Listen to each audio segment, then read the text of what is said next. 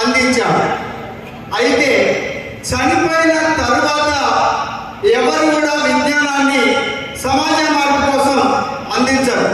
అందులో అరుదైనటువంటి విజ్ఞానవంతుడైనటువంటి సూరవరం సుధాకర్ రెడ్డి గారు చనిపోయిన తరువాత ఈ సమాజ మార్పు కోసం, ఈ వ్యవస్థని కూకటి వేలతోటి కూల్చివేయటం కోసం కావాల్సినటువంటి విజ్ఞానాన్ని అందిస్తున్నాడు అని చెప్పి నిన్ను గర్వంగా ఈ సందర్భంగా చెప్తున్నాను.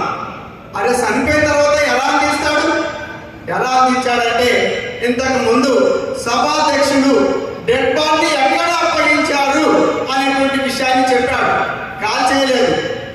ఇక్కడ సూరవరం సుధాకర్ రెడ్డి గారి డెడ్ బాడీ ఒక హాస్పిటల్కి అందజేయటం అనేటువంటిది జరిగింది.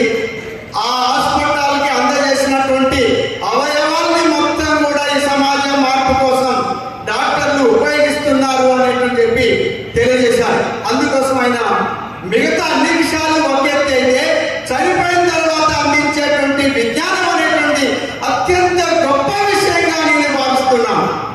ఇక రెండో విషయం, ఈ సమాజంలో పుట్టిన ప్రతి జీవి ఏదో ఒక రోజు ఏదో ఒక సందర్భంగా మరణించడం అనేటువంటి సహజమైనటువంటిది.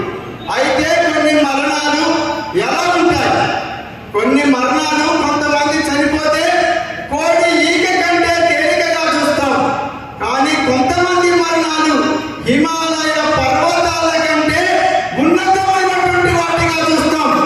సూరవరం సుధాకర్ రెడ్డి గారి మరణం అనేటువంటిది హిమాలయ పర్వతం కంటే ఉన్నతమైనటువంటి మరణంగా మనం చూడాల్సినటువంటి అవసరం ఉందని చెప్పే సందర్భంగా దాన్ని మీరు సపోర్ట్ల ద్వారా తెలియజేయాల్సిందిగా కోరుతున్నాను.